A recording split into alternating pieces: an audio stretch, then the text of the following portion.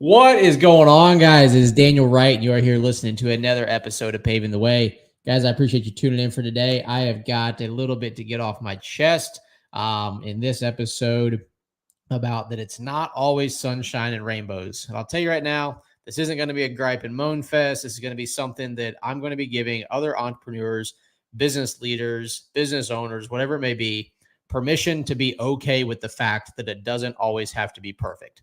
Let's get started.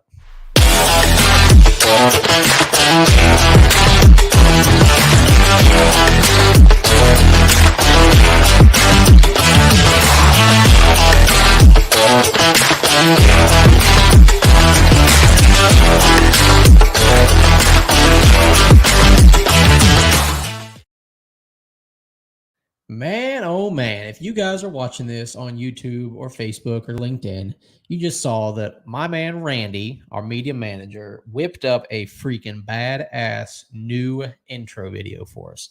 So I definitely appreciate it. I like it. Got some cool music to it. Has a little bit more personality behind it because that's what we're trying to build here. A little bit of personality. I've been told that mine's a little bit dry, so he's doing a great job helping spice it up for us.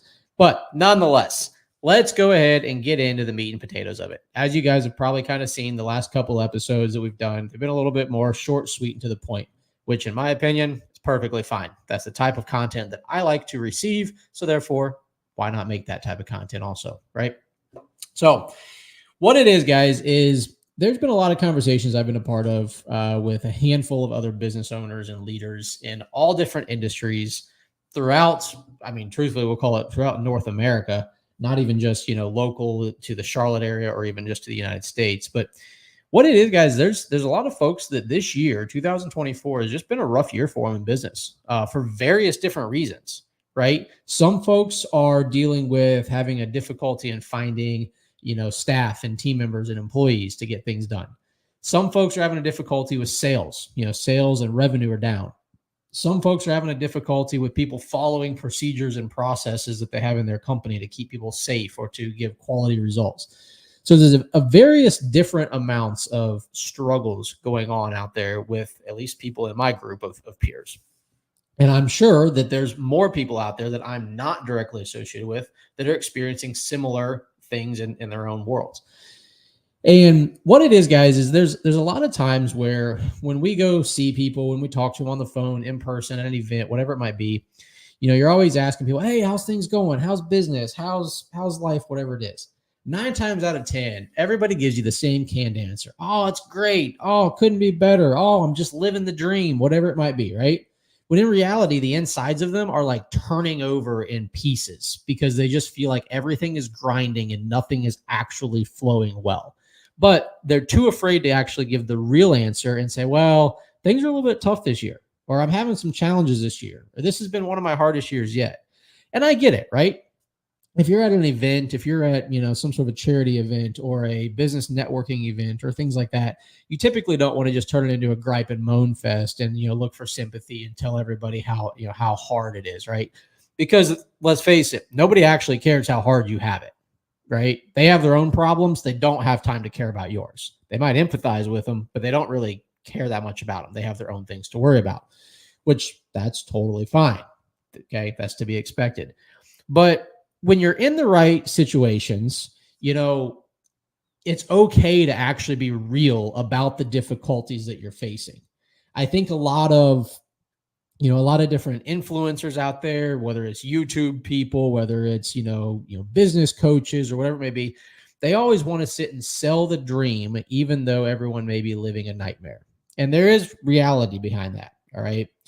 If a business leader goes into their company when they're having a very rough year and they have a staff meeting and they have, 15, 20, 50, 100 people, however big the company is, and the business leader gets up there and all he does is gripes and moans about how horrible the year is, how hard it is, blah, blah, blah, blah, blah. No one's going to actually want to keep working there. No one's going to believe in that business owner, that leader. No one's going to believe in the mission. No one's going to have any security or, good thoughts about their employment or their tenure at that company. And you're probably going to end up having people jumping ship before too long, right? So there is an aspect of being able to sell the dream while you're living a nightmare, right? Ed Milet talks about it. In his early days in his business that he had to Go in and just keep people motivated and driven and excited about what they're trying to build, even though it was a very difficult time in that company's life and in his life as an individual. But when you get in the right networks, right? Some people would compare it to when you get home behind closed doors or when you get in the right rooms with your right peers. It's okay to let the guard down, right? It's okay to tell the people that you trust and that they trust you, man, I'm having a really tough time this year, and there's a lot of different ways to have tough times, right? You're going to have tough years from a leadership standpoint. You're going to have tough years from a revenue standpoint. You're going to have tough years from, finding your purpose in the business's standpoint, right? And all those things, guys, are things that I've actually dealt with and or are dealing with in my own life, in my own company on a day-to-day basis. When I told you guys, earlier this year, I've mentioned it a couple different times that I've kind of just had a gut feeling that 2024 is going to be one of the most challenging years that I've faced yet. And it's proven to be true so far, right? There's been aspects of this year that I wouldn't really wish on anyone, right? And I can tell you guys, if I was just to dive into one of those topics right there to just try and relate with somebody who's listening to this right now, one of the biggest struggles that I've had this year is what is Daniel's purpose at my company, right? And some of you guys are listening to this thinking, what do you mean? What's your purpose? You're the owner of it. You're the CEO. You run it. Like, you do things. Yeah, but guys, there's a different aspect to it when you start building out a team of individuals who actually want to take ownership of their roles within the company, and they start kind of pushing you out of what you used to be doing. Whether it's an operations manager who says, hey man, I don't need you to get involved in scheduling anymore. I got that. Or a maintenance manager who says, no, I don't need you to, help me change the oil on this, or I don't need you to go, tell me how to fix this part or whatever it is. Like, I've got it. Or you've got salespeople who they say, no, I'm good. I've got the estimates put together. I got the proposals, the scopes, everything like that. Whatever it may be, when the roles start changing for yourself as a leader, you start questioning, what is your purpose in that company? And there's people who say, well, your purpose is to be the visionary. Great. That's wonderful. But I'm sorry. A lot of people who are, contractors, turn business owners, turn to leaders, to visionary, we don't exactly find fulfillment out of sitting on our, I don't know, some pretty rock somewhere looking over a lake, casting a vision on where you're going to go. Right. So I understand for all those people who are criticizing me right now. I know that's not exactly what a visionary is, but I'm just giving an example here. But nonetheless, we're doers, right? We are people who want to grind. We like checking boxes. We like getting things done, and we like making things happen. And when you have people who come into the team and start building their own positions within the company and the organization, it makes people start to really have to try to redefine what their purpose is in the organization. And that can be a massive challenge. It takes a toll on you mentally, on you emotionally, takes a toll on you physically, because you're losing sleep over trying to, just thinking about things and trying to really iron out and design out the best possible outcome for yourself personally, as well as all the people you're responsible for. And it just gets challenging, right? So something as simple as that, as a leader trying to figure out their purpose in their own organization, guys, that's something a lot of people don't really talk about, because we all think that we have to put on this great front, right? That we have to tell everybody it's wonderful all the time. And don't get that confused. Like I said, don't get it confused with thinking that it's just okay to bitch and moan and just gripe to everybody, because eventually no one is going to give a crap what you have to say. No one's going to believe in you. No one's going to have any faith in you. No one's going to want to be around you. And you're just going to be by yourself and griping and moaning and be miserable. So don't take that route. Don't take what I'm saying here to an extreme, but be okay with being authentic about things. Be okay with being real with people in your network and in your peer group. Right? You guys have heard me talk about it before, whether it's the Top Contractor School network that I've been a part of for several years now. I'm very integrated in that network, whether it's the Blacktop Banner network and the asphalt world, who, it's a bunch of, up and coming business owners, as well as established business owners, that it's just, you find places where it's okay to talk about the challenges. And I think, in all honesty, guys, there's going to be people who really respect the fact that you're honest with them about the challenges you're facing, as opposed to just putting on a front and making everything just appear to be okay. because all you're doing is giving off the impression to them that they have to do the same thing. That if everything's not perfect and okay with them, then maybe something's wrong with them.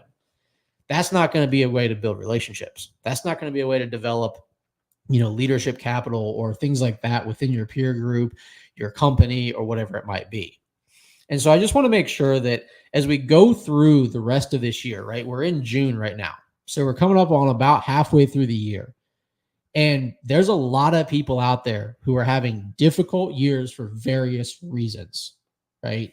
And it's something that we all have to be aware of, because it's going to happen to us whether we want it to or not. It can't always be sunshine and rainbows for years and years and years on end. There's going to be bumps. There's going to be valleys. There's going to be, times in your entrepreneurial or your leadership journey that you're going to feel like you have no idea what to do, where to turn to.